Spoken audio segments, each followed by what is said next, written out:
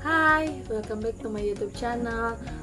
Pada video kali ini aku akan jelasin tentang jurnal analisa sediaan aspartam yang terdapat pada jajanan-jajanan anak SD, terlebih khusus pada minuman. Terlebih dahulu aku mau kenalin jurnal yang aku pakai atau aku ambil materinya. Ini adalah jurnal yang dibuat oleh mahasiswa semester akhir Universitas Hasanuddin, jurusan Farmasi, Fakultas MIPA, dan juga Universitas Islam Indonesia, Fakultas Farmasi, jurusan Farmasi. Nah, jurnal ini pertama kali diterbitkan pada tahun 2013 oleh Seniawati Dani, Atri Hadi Kusuma, dan Arvidianti Wahyudi. Ya. Nah, alasan saya memilih jurnal ini, yang pertama adalah seringkali orang-orang tua sering tanpa sengaja membiarkan anak-anak begitu ketika mereka di sekolah, mereka sering jajanan-jajanan tanpa kita ketahui. Mereka jajanan sembarangan seperti minuman-minuman yang dikonsumsi atau dibuat oleh pembuatan rumah tangga atau sistem produksinya tidak dalam pengawasan ahli. Makanya saya mengambil jurnal ini untuk menjelaskan lebih detail apa yang terdapat dalam minuman-minuman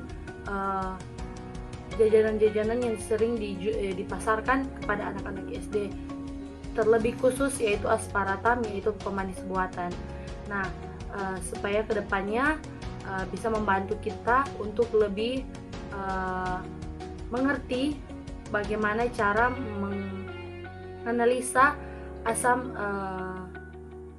zat atau pemanis buatan yang terdapat dalam minuman, karena seringkali banyak minuman-minuman yang bukan hanya mengandung bahan alami tapi juga mengandung bahan tambahan seperti pemanis buatan. Nah, hal ini dapat menyebabkan gangguan kesehatan apabila dikonsumsi melebihi kadar yang ditentukan.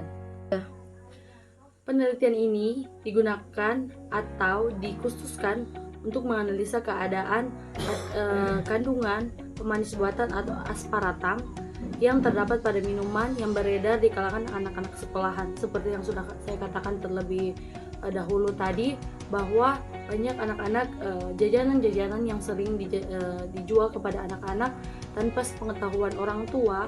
Jajanan tersebut mungkin tidak termasuk dalam pengawasan kesehatan dan dapat menyebabkan gangguan kesehatan apabila dikonsumsi secara berlebihan. Nah, jurnal ini dituliskan supaya kita bisa belajar untuk menganalisa sediaan aspartam atau kandungan pemanis buatan yang ada dalam minuman-minuman. Nah, pada penelitian kali ini kita membuat aspartam atau pemanis buatan karena pada umumnya tidak semua minuman yang mengandung pemanis alami seperti serat buah. Banyak juga minuman-minuman yang mengandung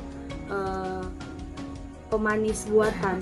Nah, hal ini secara tidak langsung dapat menyebabkan gangguan kesehatan pada anak-anak yang sering mengkonsumsi jajanan tersebut. Nah, pada penelitian kali ini kita menggunakan 7 sampel yang diambil dari tempat berbeda mewakili masing-masing tempat tersebut.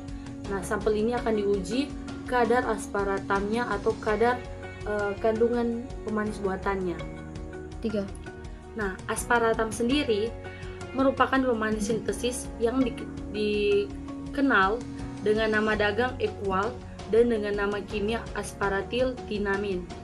Nah, aspartam merupakan pemanis buatan yang digunakan dalam produk-produk makanan ringan, dan aspartam sendiri termasuk dalam pemanis rendah kalori dan penggunaannya sudah disetujui. Sebenarnya aspartam bisa sah-sah saja digunakan dalam minuman, tapi kembali lagi pada kadarnya.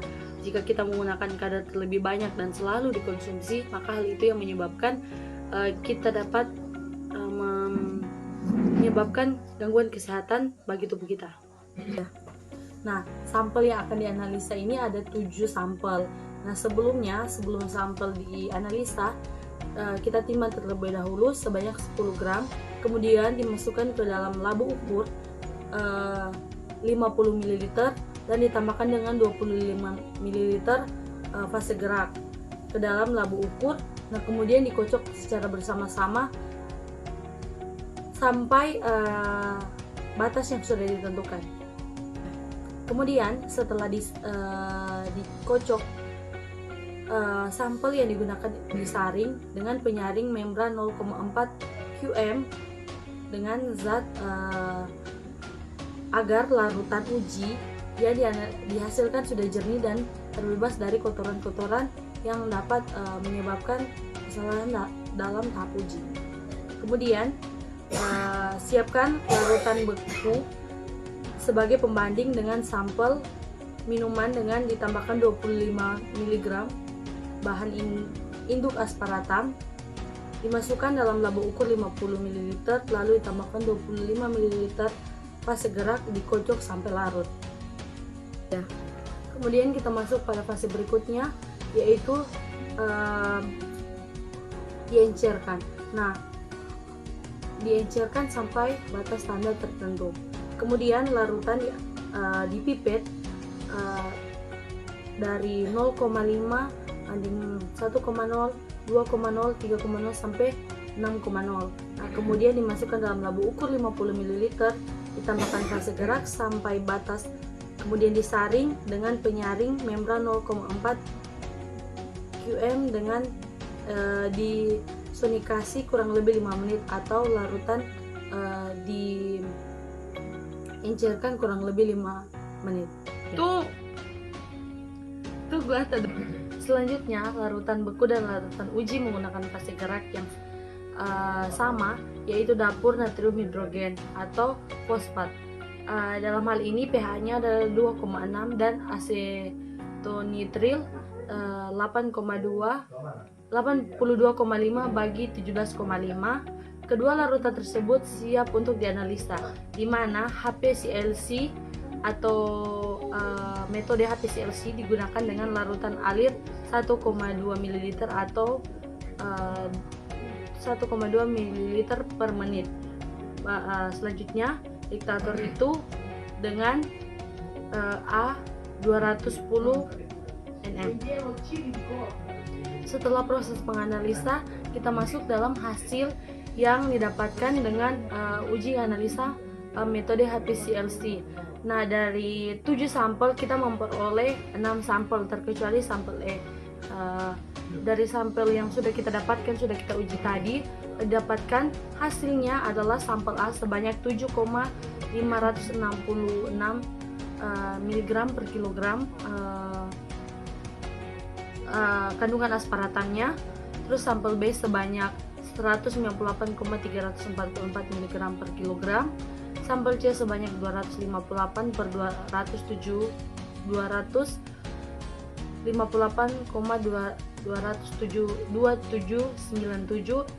mg per kilogram, dan sampel D sebanyak 226,5515, sampel F sebanyak 45,5389, sampel G sebanyak 140,37488. Sedangkan pada sampel E tidak dia dapatkan atau hasil uji analisa tidak dapatkan kandungan asparatam pada sampel E. Nah, jika kita memperhatikan hasil ini, bahwa dapat ditentukan hasilnya bahwa kandungan asparatam yang berada dalam kandungan minuman-minuman yang sering dikonsumsi oleh anak-anak dalam 7 sampel ini masih di bawah rata-rata, tidak melebihi kadar yang disetujui oleh Badan POM Indonesia. Nah, dari uji penelitian tadi kita dapat menyimpulkan bahwa pada zaman sekarang ini teknologi semakin canggih, semakin banyak pula produksi makanan dan minuman yang dihasilkan. Nah, dari pembahasan yang sudah kita lalui tadi, kita dapat mengambil kesimpulan bahwa di era sekarang ini teknologi semakin canggih, banyak produksi makanan minuman juga yang semakin meningkat karena tuntutan pembeli. Makanya dalam situasi ini kita mesti bijak-bijak untuk memilih mana makanan atau minuman yang dapat kita konsumsi atau kita gunakan dalam kehidupan sehari-hari, karena tidak sedikit makanan yang mengandung bahan aspartam yang dapat membahayakan kesehatan kita. Nah, dari hasil penelitian tadi, hasil uji tadi, dapat kita ketahui bahwa ada 7 sampel yang sudah kita coba, dan dapat kita ketahui bahwa dari 7 sampel tersebut kadar aspartamnya masih di bawah normal, karena yang dianjurkan adalah 600